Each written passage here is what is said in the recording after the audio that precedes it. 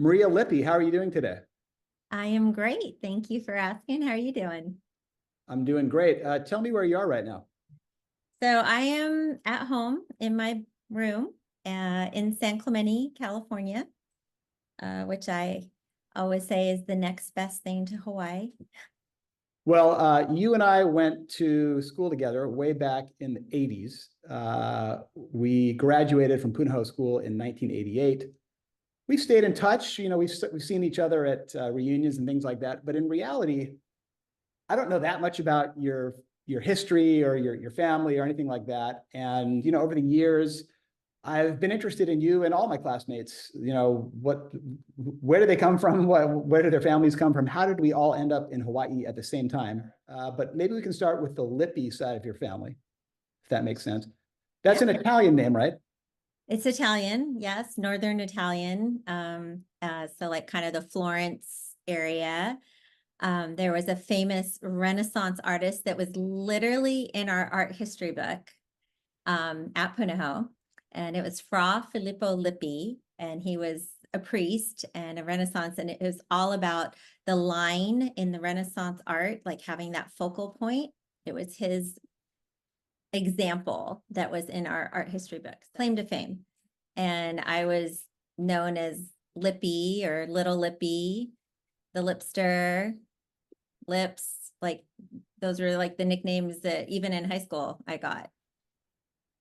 There were not a ton of Italians in Hawaii when we were growing up. And where did the Lippis come from? How did they end up in Hawaii? So my father's was, I think, 5th generation born in San Francisco. So he worked for a company called Lone Star Industries, which was a cement and aggregate company, a development company. They built several developments in Hawaii, Bluestone in Kailua, Hokoloa, Enchanted Lake was a big one. And so in 74, they transferred my father to Hawaii to be the president and CEO of Lone Star Industries there. And my father and mother just fell in love with Hawaii, with the culture, with the people, and never left. My dad was Italian. My mom was Portuguese. This is kind of what it looks like. And, but I slide under the radar. Like, people don't necessarily know what I am. If I go to Europe, people just assume whatever country I'm in, that's what I am. And that was kind of nice growing up in Hawaii because, it's kind of easier to just blend in and not look too much like one or the other. And like my father was strong Italian. My mother was Portuguese, but born in Shanghai in China. So a strong Chinese culture came with her. And then we had the Hawaii culture.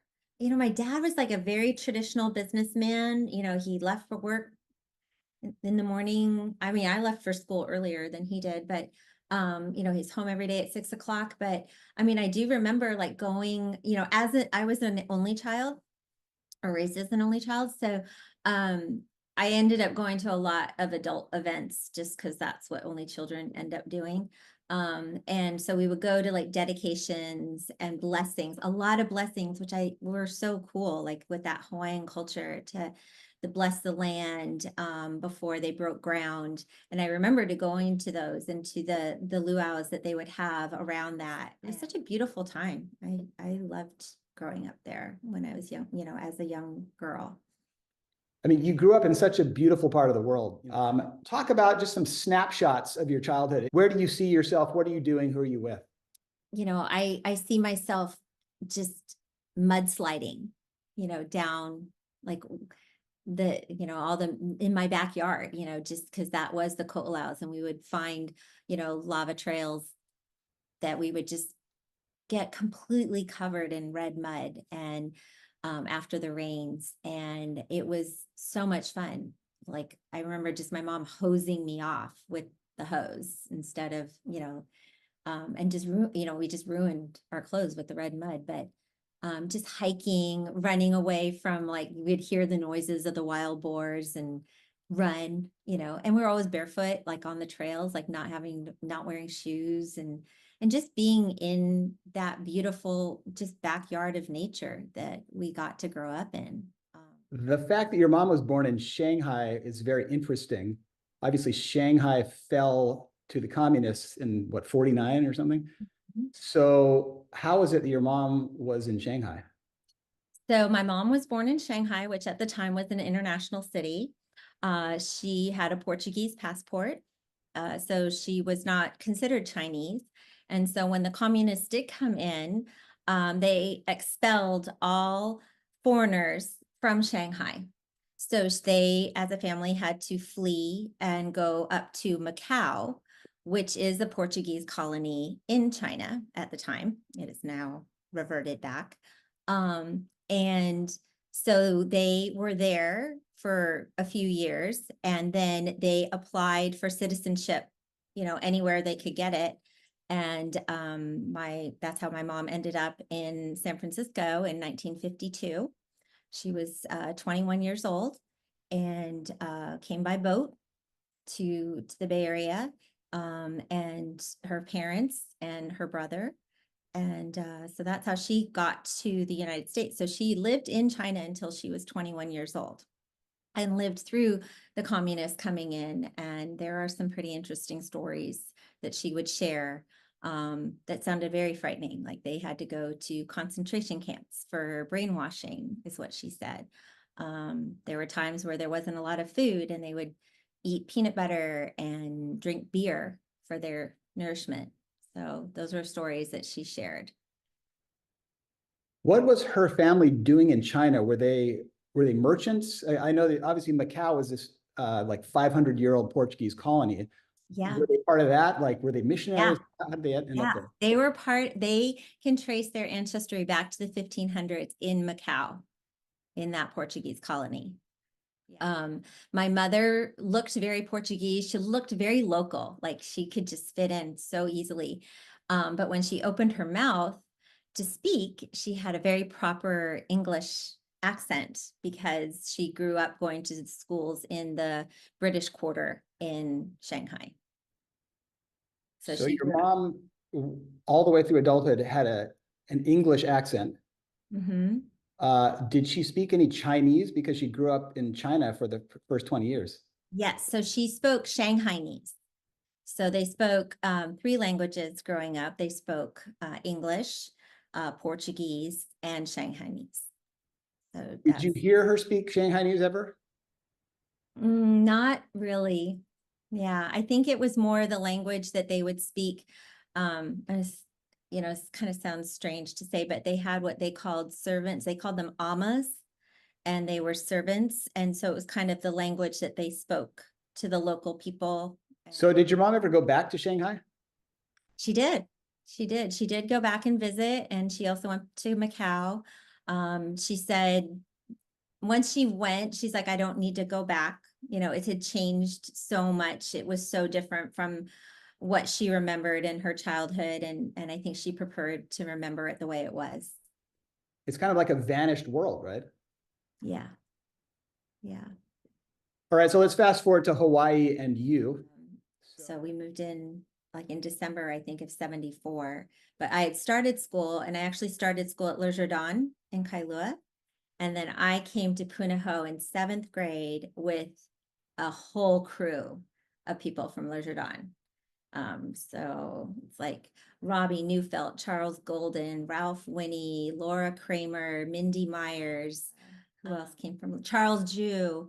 Like, I don't necessarily know if I knew anyone's religion in high school or my friends. Like, it wasn't an important thing. Like, oh, you didn't have to be Catholic. It was, or whatever religion you were. Like, I just didn't think about it that way.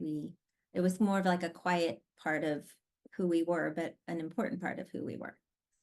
How do you think you fit in high school? Punahou is about 430 people per class, something like that, or at least it was when we were there. Yeah. How do you think you fit in on campus? I was, especially 9th grade, I think I was super awkward. I had this idea to cut my hair super short. It was the bi-level haircut. So it's like short in the front and then like long in the back, kind of like a girl's mullet. Right. This is 1984, right? Yeah. like freshman year. And I had braces, which is always fun. And so I definitely felt super awkward. You know, being in the academy, especially as a freshman, I mean, our freshman year, they still had like kangaroo court and things like that. So I was always kind of on guard. My locker was in cook hall. So I had to like walk up the cook hall steps, which was very intimidating because that's where all the seniors hung out. So I always try to keep my eyes down and just not, you know, stand Why, out. why were you nervous about walking by a group of seniors? Because they could throw you in court. They could throw you in kangaroo court for whatever reason they wanted to. And I just didn't want to be the center of any kind of attention back then. As high school went on, you presumably, grew into yourself, maybe your hairstyle iterated and became It better grew out. grew out. There were a lot of cliques at Punahou, and you could identify these cliques by where people were. And were you part of one? I don't even know if I want this in this interview. I mean, maybe you have to edit it out, but we were called the Gems. And it was Jen, Erin, Melissa, Maria, and Sheena. So it's spelled Gems. And we were just really close. It was just the 5 of us. And I was very involved with horseback riding. And I would go to the barn like every day, doing all your barn chores, and taking care of your horse. And if it was a day that you got a lesson, that was the best days, or, just riding independently, or sometimes you just needed to help exercise other horses. But that was my passion and I loved it. So I feel like I might have missed out a little bit on like the Punahou culture of being involved in like sports or extracurricular activities on campus, because I left every day. So like I was not a big partier in high school. Like I wasn't like a big drinker. And it was nice to be able to have that as a reason not to drink. Like, oh, I have a show tomorrow or I have to ride tomorrow. And people kind of just let it be, which I was super grateful for. In the sort of social setting that you were part of, did you feel like there was pressure to drink and party? Yeah, definitely. Like, how did that manifest itself? I don't know. I just think that in high school, it was typically about like whose parents were out of town and what house we could hang out at, or whose parents didn't care if you were hanging out and drinking. But alcohol was definitely a part of that. And it wasn't necessary. I didn't like the way I felt when I drank, because I think I'm just a total lightweight. And I get that from my mom. And I'm sure it's because she does have some Chinese in her that she will not admit to. But she, she just was a lightweight, and so was I. So I would have like one wine cooler or one, I don't know, Boone's Strawberry Hill. I didn't like beer, but and Bartles and James, were there any Bartles and Bartles James. and James in your repertoire? Yeah, exactly. So I think there was, and if no, that wasn't an option, we just all went to Hunakai's and sat on the beach and drank until the cops came and then you ran. And I want to jump back because you mentioned your mom. I want to ask a follow-up question about your mom, and then we'll go back, or we'll go forward in time to Punahou again. okay. So your mom grew up in China, in Shanghai, and in Macau, but she was Portuguese. You say you think she was part Chinese, but she wouldn't admit to it. Why did you think she was part Chinese? Yeah, she just kind of had a chip on her shoulder that she was like European and Portuguese. But so much of the Chinese culture was there, like in the food we would eat. Like we ate more Chinese food than we did Portuguese food, I would say. But since Ancestor DNA has come out, when you do the Ancestor DNA, like I think I'm like 25% Chinese, according to the Ancestor DNA. I don't know. I'm like half Italian, which is what I always thought I was. And then I thought I was half Portuguese, but there's like a lot of other stuff in there and not a whole lot of Portuguese. All right. Sounds like if you're 25% Chinese plus plus, she's probably about half. Yeah. Did she look Chinese? Did anyone ever say you look Chinese? Um, And did she resist that that observation? like yes and no. Like I think she does look very more like kind of European when, overall. And then I think her accent probably made her appear more European.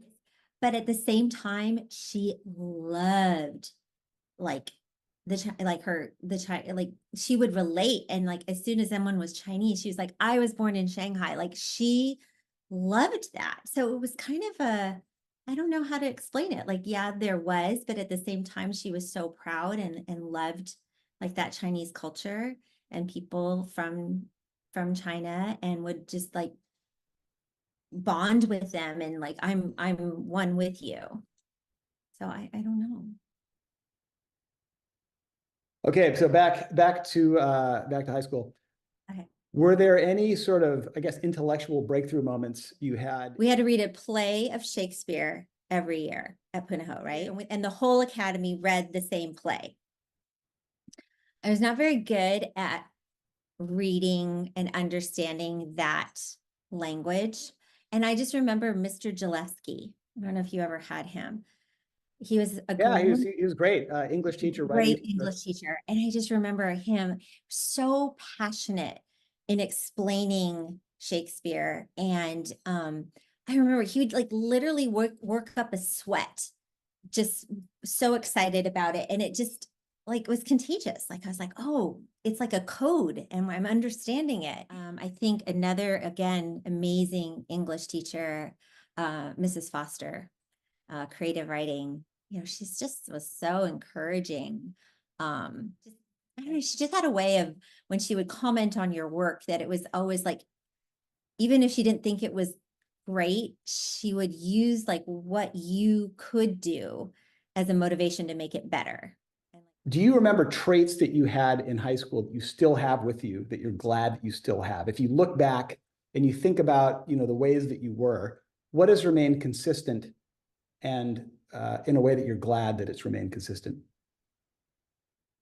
I think the thing that probably stands out to me is loyalty. I think I am a very loyal friend. I feel that I try and live my, do what I say and say as I do kind of life. And that's been tested a lot, especially more, recently. So I want to still be a very loyal and authentic person.